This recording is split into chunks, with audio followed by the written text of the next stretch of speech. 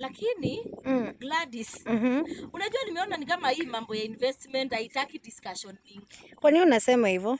Mimi unajua nimefikiria hii mambo ya mjengo So nimeona hii mambo ya investment inataka ukidecide peke yako unatoka unapiga simu unaenda site visit unaona plot. Unajua nasema hivyo kwa nini Gladys? Kwa nini unasema hivyo? Nasema hivyo kwa sababu utanini na hizo waya ziko hapo. Nasema hivyo kwa sababu mimi nimeona watu wengi kama sasa hii utapata clients wenye anakuambia nataka kujenga, nataka anakupigia simu vizuri, nataka kununua plots. Then inafika wakati anaanza kukwambia unajua nilikuwa nikuje na beshte yangu, nilikuwa sijui nikuje na shosho yangu, nilikuwa nikuje na uncle yangu. Unazunguka mpaka mwishowe hujaona plot. Sasa unaona kama plot hizi za Kitengela hapa Enka City. Tumeambia watu mpaka wabook na 100k. Kuja uone plot, ukishaona plot book na 100k, anza kulipa polepole, weka 50, weka 100, weka 200, weka 300. Mpaka 18 months utakuwa umemaliza. Lakini wewe unangoja sijui mara nataka kukuja na rafiki yangu, hata ujui yo rafiki yako kama kwanza anataka invest. Because the truth is your friends will never want you to do better than them. How?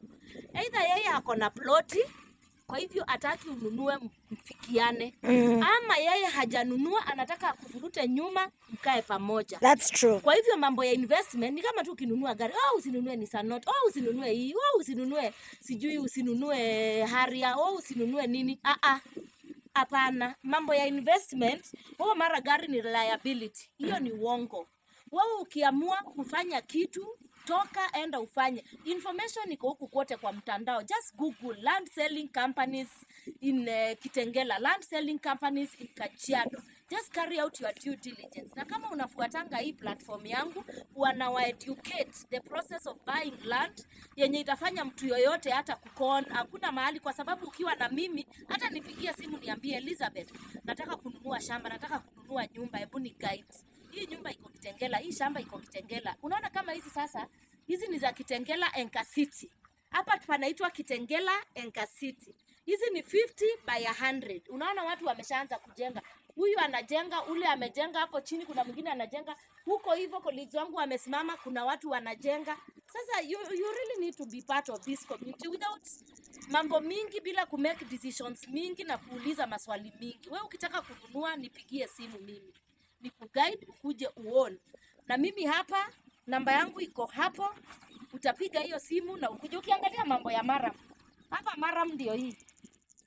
How many feet? Ni kama 2 feet Gladys, ama ni 1 feet? 1 feet.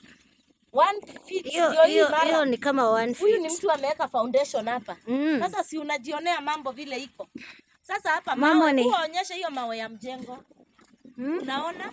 Hapa unapata rahisi sana. Faster. Na hapa kuna hardware mingi. Kwa hivyo ujikaze, ukimake decision wewe make decision peke yako, kuja ununue plots. Jikaze kisabuni. Ama ni aje Gladys? Hapo ni kweli. Ama wewe unataka kuambia watu nini Gladys? Mimi naweza sema Kenya tu Elizabeth amesema. Usichelewe, jishikie kaploti, usingoje marafiki, usingoje ati advice from family. Ona venye ule mse amejenga. Hebu ona. Huyo sio mtu ameadvise. Huyu ni mtu alijituma. Akajiadvise. Hapo ngojea, sijui usifanye nini. Clocky.